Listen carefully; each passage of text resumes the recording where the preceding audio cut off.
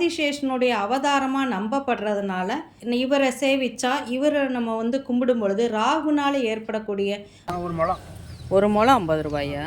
வாசலுக்கு நேராக ராமானுஜர் ஆற தழுவி கொடுத்த அவருடைய திருமேனி இருக்குது. எப்படி இட்லி கொஞ்சம் வித்தியாசம் இல்லை, மிளகுலாம் இருக்குது. மிளகு பேமெண்ட் கொடுத்து தங்கக்கூடிய முதியோர் இல்லம் அந்த குருவாயூரப்பன் சன்னிதானத்திலே அந்த ட்ரஸ்ட் மூலமாக நடத்திட்டு இருக்கிறாங்க. கட்டாயம் மாமி. வணக்கம் ஃப்ரெண்ட்ஸ். இப்போ நம்ம இன்னைக்கு ஸ்ரீபெரும்புதூர் நித்திய சொர்க்கவாசல்னு சொல்லக்கூடிய ராமானுஜர் பிறந்த இடம். இங்கே சொர்க்கவாசலை திறக்க மாட்டாங்க. இப்போ நம்ம அங்கே போய் ஆதிகேச பெருமாள் ராமானுஜர் கோவில் போயிட்டு ஸ்ரீபெரும்புதூரில் நிறைய பிளேசஸ் இருக்குது பார்க்கறதுக்கு. குருவாயூர் மாதிரியே இருக்கக்கூடிய குருவாயூரப்பன் ஸ்தலம், குருவாயூர் கோவில் எப்படி இருக்கோ டிட்டோவாக இந்த கோவிலும் அப்படி தான் இருக்கும். அப்புறம் அங்கேருந்து வந்தாரை வாழ வைக்கக்கூடிய வல்லக்கோட்டை முருகர் கோவில், இது எல்லாமே ஸ்ரீபெரும்புதூர் அரவுண்டு.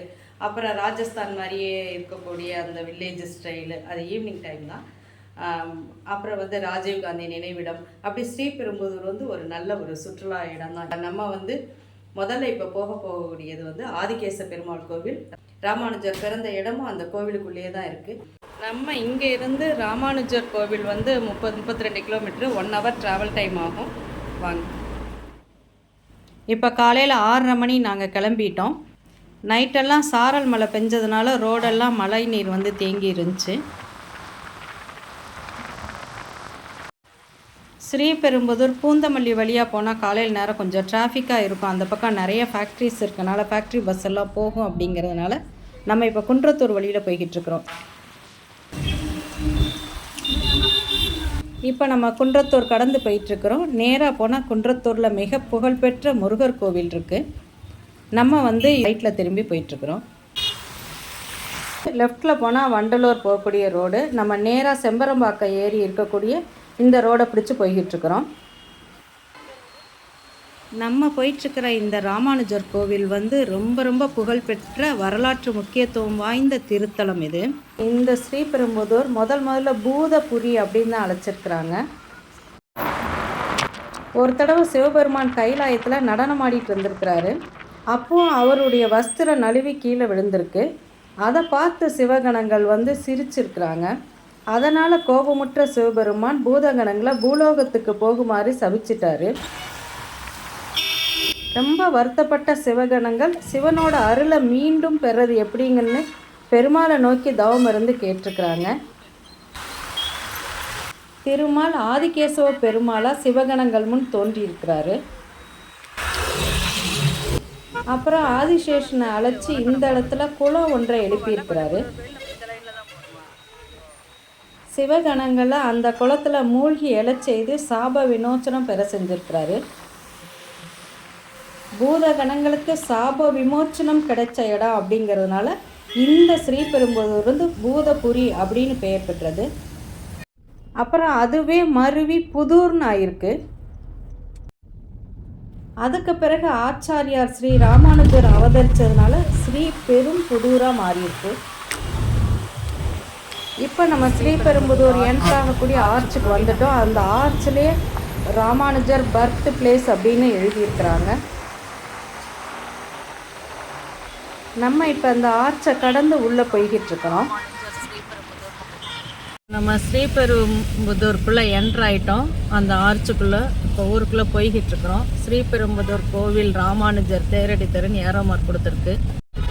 இப்போ நம்ம ரைட்டில் திரும்பி கோவிலுக்கு போகிறோம். இந்த கார் பஸ் ஸ்டாண்டை கடந்து இப்போ நம்ம போயிட்டுருக்குறோம். பஸ் ஸ்டாண்ட்லேருந்து கோவில் நடக்கிற தூரம் தான். எல்லாம் ரொம்ப ஒஸ்ட்டாக இருக்குது. இந்த ஊரில் சித்திரை மாதம் திருவாதிரை நட்சத்திரத்தை ஒட்டி மிகப்பெரும் ஒரு திருவிழா நடக்கும். அப்புறம் ஒவ்வொரு மாதத்திலையும் வரக்கூடிய திருவாதிரை நட்சத்திர நாளில் திருவீதி உலா நடக்கும். நம்ம இப்போ சேவிக்க போய்கிட்டு இருக்கக்கூடிய ஸ்ரீ ராமானுஜர் ஆதிசேஷனுடைய அவதாரமாக கருதப்படுறாரு. ராம அவதாரத்தில் ராமருடைய தம்பி லக்ஷ்மணனாகவும், கிருஷ்ண அவதாரத்தில் கிருஷ்ணருடைய அண்ணன் பலராமராகவும் தோன்றினார் அப்படிங்கிறது தான் புராணங்கள். கலியுகத்தில் ஆதிசேஷனே ராமானுஜராக பிறந்திருக்கிறாரு அப்படின்னு சொல்லப்படுது. அப்படிங்கிறது தான் பக்தர்களுடைய நம்பிக்கை.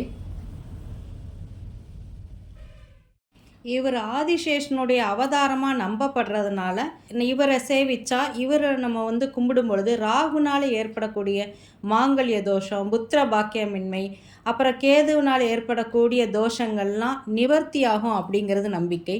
காலசர்ப்ப தோஷம் அந்த மாதிரி தோஷங்களுக்கெல்லாம் இந்த திருத்தலத்துக்கு இவரை நம்ம கும்பிட்டாலே எல்லா தோஷ பரிகார நிவர்த்தியாக கருதப்படுது. இப்போ நம்ம கோவில் இருக்கக்கூடிய அந்த தெருவுக்குள்ளே என்ட்ராயிட்டோம், கோவில் கிட்ட வந்துட்டோம்.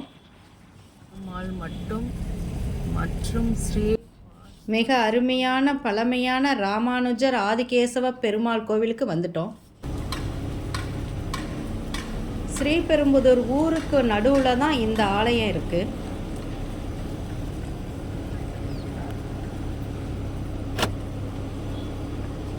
ஆதிகேச பெருமாள் மற்றும் ஸ்ரீ கம்பீரமாக நிற்கக்கூடிய 5 நிலை ராஜகோபுரம், அதுக்கு முன்னாடி 4 கால் மண்டபம், அதுக்கு எதிர்த்தாப்புல ராமானுஜர் அவதார இடம் எல்லாமே நம்ம இப்போ பார்த்துக்கிட்டு இருக்கிறோம்.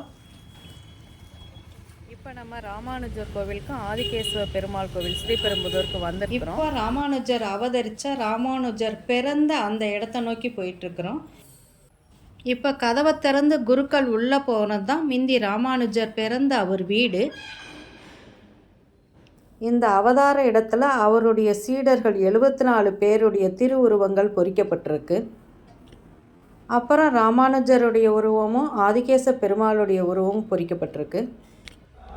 இப்போ நம்ம ராமானுஜர் பிறந்த அந்த ஸ்தலத்தில் ராமானுஜரை சேவிச்சுட்டு அங்கே அர்ச்சனை பண்ணாங்க. அங்கே அவருடைய சீடர்கள் 74 பேருடைய சிலைகள் இருக்குது. நம்ம ஒரு நல்ல அருமையான தரிசனம் கிடச்சிது. இங்கே அவர் பிறந்த 1017வது வருஷம் இந்த ஸ்தலம், இந்த உள்ள நம்ம பார்க்குற இந்த இடம் அவருடைய வீடு. அவருடைய வீடை தான் இப்போ கோவிலாக நிர்மாணித்து வச்சுருக்குறாங்க. இந்த கலியுகத்தில் ஆதிசேஷனுடைய அவதாரமாக நம்பப்படக்கூடிய இந்த ராமானுஜர் பிறந்த இந்த புண்ணிய இடத்துல தான் நம்ம இப்போ நிற்கிறோம். இப்போ இவரை சேவிச்சாச்சு. இவருக்கு சைடில் ஆதிகேச பெருமாளுடைய சிலையும் இருக்குது. 2 சுவாமிக்கும் ஆரத்தி காமிக்கிறாங்க. நம்ம சாமி தரிசனம் முடிச்சுட்டு இப்போ எதிர்த்தாப்பில் இருக்கக்கூடிய பெருமாள் சன்னிதானம் ஆதிகேச பெருமாள் கோவிலுக்கு நம்ம போக போகிறோம். இப்போ ராமானுஜர் அவதார ஸ்தலத்துக்கு எதிர்த்தாப்பில் 4 கால் மண்டபம் இருக்குது. அதை கடந்து போனால் மின் மண்டபம். இப்போ நம்ம 4 கால் மண்டபத்தை நோக்கி போய்கிட்டு இருக்கிறோம். 4 கால் மண்டபம் இருக்கு. 4 கால் மண்டபத்தை கடந்து இப்போ நம்ம போயிட்டுருக்கோம். 4 கால் மண்டபத்தில் மேலே தான் அப்படிலாம் இருக்குது.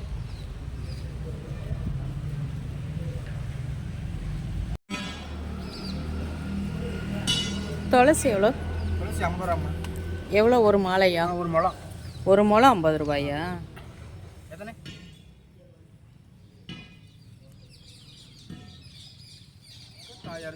ராமானுஜருக்கு துளசி சாத்த மாட்டாங்க, தாயாருக்கும் துளசி. இதுக்கு பூ. பூ எவ்வளவு? ஒரு முழம். உள்ள என்ட்ரான்னா கொடிமரமும் பலிப்பீடமும் உண்டு. ராமானுஜர் 120 வருடம் உயிரோடு இருந்தார். அவர் உயிரோடு இருக்கும் பொழுது அவருடைய சீடர்கள் அவருடைய திருமேனி மாதிரி செஞ்சு கொண்டு வந்த அந்த திருமேனிக்கு ராமானுஜர் ஆரத்தழுவி தன்னுடைய சக்தியெல்லாம் கொடுத்ததா நம்ம வரலாறு சொல்லுது. அப்படி ராமானுஜர் ஆரத்தழுவிய திருமேனிகள் 3 இடத்துல இருக்குது. ரங்கநாதர் ஆலயத்தில் இருக்குது. அப்புறம் கர்நாடக மாநிலம் மேலக்கோட்டை திருநாராயணபுரம் அப்படிங்கிற இடத்துல இருக்குது. அப்புறம் இங்கே ஸ்ரீபெரும்புதூரில் உள்ள இந்த ராமானுஜர் திருத்தலத்தில் இருக்குது. இந்த திருமேனி, இந்த விக்கிரகத்தை நம்ம தரிசிக்கிறதே மிக ஆகப்பெரும் ஒரு சிறப்பு. நம்ம இப்போ போயிட்டுருக்கக்கூடிய இந்த ஆலயத்துக்குள்ளே தான் ஆதிகேச பெருமாள் சந்நிதி கிட்ட தனி சன்னிதானத்தில் இந்த ராமானுஜருடைய திருமேனி எழுந்தருளி இருக்குது. நிலைவாசலுக்கு முன்னாடி சிற்பங்கள் அழகாக மேலே வர செதுக்கியிருக்கிறாங்க. மிகப்பெரிய ஒரு நிலைக்கதவு. அதை கடந்து நம்ம உள்ளே போனோம்னா பலிப்பீடமும் கொடிமரமும் இருக்குது. கொடிமரத்தை கடந்து லெஃப்டில் போனோம்னா ரைட்டில் படிகள் இருக்குது. ஏறின உடனே தலைவாசலுக்கு முன்னாடியே வாசலுக்கு நேராக ராமானுஜர் ஆரத்தழுவி கொடுத்த அவருடைய திருமேனி இருக்குது. சைடில் தான் ஆதிகேசவ பெருமாளுடைய சன்னிதானம் இருக்குது. கூப்பிய கரங்களோட காட்சி தந்தார் ராமானுஜர். மூலஸ்தானத்தை சுற்றி ராமானுஜருடைய வாழ்க்கை வரலாறு இந்த மாதிரி ஃபோட்டோஸில் ஃப்ரேம் பண்ணி மாட்டியிருக்கிறாங்க. பட் இது தெலுங்கில் எழுதப்பட்டிருக்கு. நம்ம இப்போ ராமானுஜர் சேவிச்சுட்டு முதல்ல வந்து உள்ளே போனோடனே பெருமாளை கும்பிட்டுட்டு ராமானுஜரை கும்பிட்டு சுற்றி வரும்போது ஆண்டாளை கும்பிட்டுட்டு வெளியில் வந்திருக்கிறோம். இப்போ தாயார் சந்நிதி நோக்கி போய்கிட்டு இருக்கிறோம். நம்ம தாயார் சந்நிதியை சேவிச்சுட்டு வந்துட்டோம். நம்ம பின்னாடி வந்து 108 திவ்ய தேசத்துக்கான அந்த சுவாமியுடைய படங்களும் அந்த திவ்ய தேசத்தில் பற்றின விளக்கங்களும் ரொம்ப அருமையாக நம்ம நின்று வந்து வாசிக்கிற மாதிரி இருக்குது. ரொம்ப அருமையாக வந்து திவ்ய தேசங்களை பற்றி அந்த எந்தெந்த ஊர் அப்படின்னு போட்டு ஒரு இது கிடந்த கோலத்தில் விஷ்ணு, இது நந்திபுர விண்ணக பெருமாள் ஜெகநாதர் நாதன் கோவில், அப்படி நாகநாத பெருமாள் பிரம்மா, இரட்டை திருப்பதி, தென் திருப்பறை, ஸ்ரீவில்லிபுத்தூர், சுற்றி உள்ளவர்களில் 108 திவ்ய தேசத்தில் பெருமாளும் தாயாருடைய பேர் அவங்க இருந்த கோலம் எல்லாமே மிக அழகான விளக்கப்படங்களாக இருந்துச்சு. சைடில் இது ராமர் சந்நிதி. தாயாரை சேவிச்சுட்டு ராமரை சேவிச்சுட்டு நம்ம இப்போ வந்து சுற்றி கும்பிட்டுட்டு வந்துட்டோம். இட்லி மிளகு தோசை காஞ்சிபுரம் இட்லி இருக்கா? எவ்வளோ? இட்லி இது எப்படி இருக்குன்னு பார்க்கலாம். இது 2 பீஸ் 50 ரூபா. இது வந்து மிளகு இட்லியா? வித்தியாசமாக இருக்குது. காஞ்சிபுரம் இட்லி பொடியை வச்சு வச்சுருக்குறாங்க நடுவில். பீஸு இது வந்து சக்கரை பொங்கல் 25 ருபீஸ். இது புளியோதரை. எப்படி டேஸ்ட் இருக்குன்னு பார்ப்போம். இந்த இட்லி வந்து கொஞ்சம் வித்தியாசமான ஒரு டேஸ்ட் இருக்குது. நார்மல் இட்லி மாதிரி இல்லை, மிளகுலாம் இருக்குது. மிளகு சீரகம் எல்லாம் போட்டு கொஞ்சம் டிஃப்ரெண்ட்டாக இருக்குது. புளியோதரை நல்லாயிருக்கு. சக்கரை பொங்கல் நல்லாயிருக்கும். பக்கத்துலேயே கை கழுவாய குடிக்கலாம் தண்ணி இருக்குது. ராமானுஜர் கோவிலில் பெருமாளை சேவிச்சுட்டு ராமானுஜரை சேவிச்சுட்டு அதுக்கு பிறகு தாயார் சன்னிதானம், ராமர் சன்னிதானம்லாம் நல்லபடியாக சாமி தரிசனம் முடிச்சிட்டோம். இப்போ இங்கேருந்து 2.5 கிலோமீட்டர் டிஸ்டன்ஸில் இருக்கக்கூடிய குருவாயூரப்பன் சன்னிதி, அது இப்போ ரொம்ப ஃபேமஸ்ஸு. குருவாயூர் மாதிரியே இருக்குதான் இந்த கோவில். நம்ம இப்போ ஃபஸ்ட் டைமாக போக போகிறோம். ராமானுஜர் கோவிலுக்கு நான் நிறைய டைம் வந்திருக்கிறேன். இப்போ குருவாயூரப்பன் சன்னிதிக்கு இப்போ தான் போக போகிறோம். எப்படி இருக்குன்னு பார்ப்போம் வாங்க.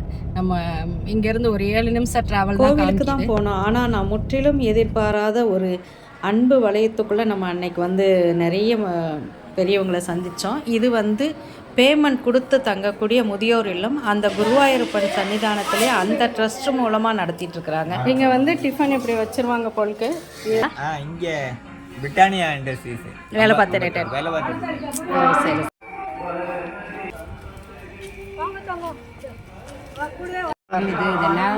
என்னுடைய கிரகம் அப்படி இல்லை சக்கரை பொங்கல் மாமி. இன்னைக்கு அவங்க ஃபுல்லாக சாப்பிட்டாச்சு மாமி. மாடியில எங்க ஃப்ரெண்ட் இருக்கிறேன். எனக்கு ஒரு நாங்க 50 பேர் இருக்கோம். 50 பேர் இருக்கிறீங்க. இதெல்லாம் சேர்ந்து. ஓ சரி சரி சரி. அவங்க வந்து அப்படி பார்த்துட்டு கட்டாயம் மாமி.